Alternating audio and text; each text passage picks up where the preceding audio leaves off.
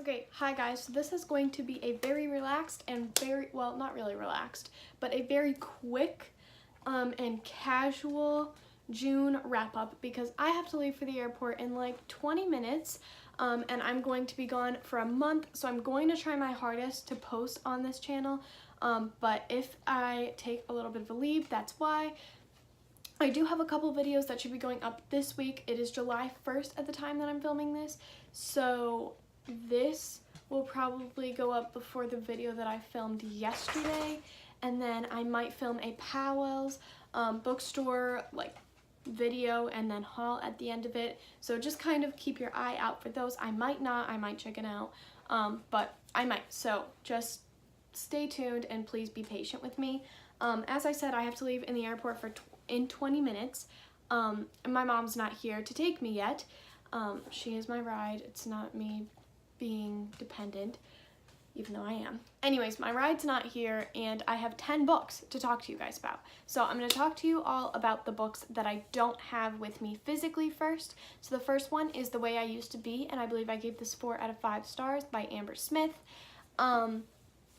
It was really, really good. It is about a girl who gets raped by her brother's best friend in her own room, and it's the middle of her freshman year, and it takes us throughout her entire 4 years at high school and what that looks like and how that situation affected her throughout all 4 years and the different things that she deals with because of it. So I thought it was really, really well done. I didn't always like the character, but I could understand different things because of her circumstances. So overall, I really enjoyed this book. I read it in about a day, and I highly recommend it. It was really, really good. The second one I have is an audiobook, and that is And Every Morning the Way Home Gets Longer and Longer. I saw Murphy Napier talk about this in one of her reading vlogs, and she said she sobbed, and I was wondering what made her cry, so I listened to the first little sample of it, and you guys, it is only an hour long. You have to read it. It's like 97 pages, I think it said. Oh my goodness, it is so, so, so good. Do yourself a favor and listen to it. It's by Frederick Bachman. So I guess my dog is joining us. But anyways, it's by Frederick Bachman. I gave it 5 out of 5 stars. This could be my favorite read of the year. It was so good. It's about a man who is losing his memory, and he either has like dementia or Alzheimer's or something like that, and how his family is missing him because they don't have the same relationship because he can't remember things. And it's about his relationship with his son and his grandson, whom he is very close with. It's just really, really well done, and it's about grief, and oh my goodness, it's so, so good. I highly recommend it. If you read one book from this video, I hope it's that one. Okay, next, the first book that I actually read this month was Top 10 by Kate Cotugno. This was on my TBR. The first 2 that I talked about were not. This one is about these 2 friends, Gabby and Ryan. They're best friends, have been all of high school, and think that they have feelings for each other. So things happen the day of their graduation, and they have a little bit of a falling out, but this book goes through their top 10 favorite moments of high school together up till the end of high school.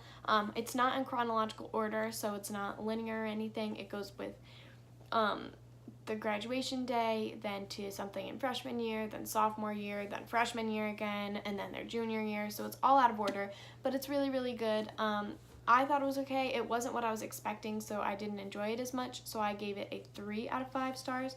But it's an easy book to read, something fluffy and more, I would say, fall, because it talks a lot about school, but you could definitely read it in the summer and it's perfectly fine. The next book I read was Listen to Your Heart by Casey West. This is about a girl who joins a podcasting class and ends up having to host even though she doesn't want to, but she also has some things going on at the lake where her parents work, and they don't own the lake, but they own a company that people rent out boats and jet skis from and everything.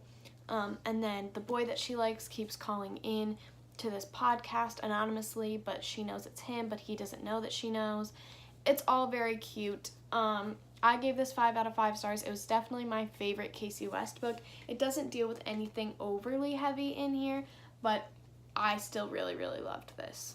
The next 4 books I'm going to talk about together. So the first one is Saga Volume 5. This was on my TBR, and I gave this, I believe, a 4 out of 5 stars, maybe 5.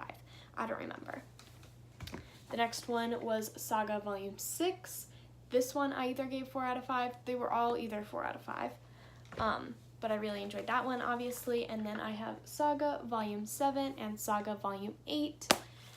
I really enjoyed all of these. The last 3 were not on my TBR, but I ended up picking them up anyways, and I really, really loved them. And I cannot wait for Volume 9 to come out in October. I think it's October 2nd that it's going to be released, and I am so, so excited. The next one I have is a collection of poetry, and that is The Witch Doesn't Burn in this one by Amanda Lovelace. This one deals a lot with rape, so content warning for that if that's something that you're sensitive to. The poems were good, but I didn't really connect to any of them, and nothing really stood out at me, so I ended up giving this one a 2 out of 5 stars, just because this one wasn't for me at all. This was not the last book that I read, but this is the last book that I'm going to talk about. It's the last book that I read in the month, but I didn't read it last. That's what I was trying to say. Anyways, the last book for this wrap-up is Save the Date by Morgan Matson. I gave this either a 4 or a 5 out of 5 stars. I really don't remember.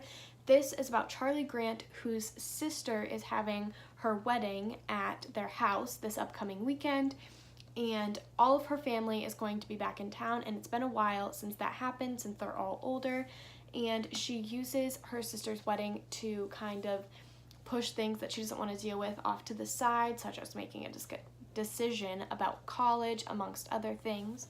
But this is a really lighthearted and fluffy, fun book. A lot of people have been comparing this to a screenplay. It is the perfect rom-com book if that is what you're looking for. It's kind of big, but that makes it even better, and it only takes place over 3 days. Everything that goes wrong, or everything that could go wrong at this wedding or this weekend in general, does go wrong. So if that's something that does not sound appealing to you, this one's not for you. But I thought it was really fun and really well done. I loved the Grant family. There are 5 siblings and obviously 2 adults and then a dog. It was so much fun. I absolutely loved it. It did deal with some heavier family dynamic topics, which I really, really enjoyed. I guessed all of them, but I still thought that this was really fun. So I loved this one, and now all I have to read by Morgan Matson is Second Chance Summer, and then I'll read her Katie Finn books, and I'm all caught up. But I loved this one. It was a blast to read. And yeah, these are the 8 physical books that I read this month. Well, I read 9 physical books and an audiobook, but these are the ones that I actually own, and I loved most of what I read, so this was a really good reading month, not just in quantity, but also in quality, and that makes me super happy. I don't know that the month of July is going to be nearly as good of a reading month for me, just because I'm traveling the entire month, but hopefully I can read a decent amount on the plane. I don't have the book that I'm currently reading with me, and I'm kind of in between books, so just check out I don't know if there's going to be a reading vlog in July at all, but I sincerely hope that you enjoyed this video. Please give it a like if you did. That would mean the absolute world to me, and let me know down in the comments below if you've read any of these or what you read in June and how you did. I don't normally read this much. This is the most I've ever read in a month, so I'm really excited, and I have currently read, I'm sitting at 30 books for the month, or for the whole year. So I'm over halfway done with my Goodreads goal, which is super exciting, and I can't wait to hopefully beat it.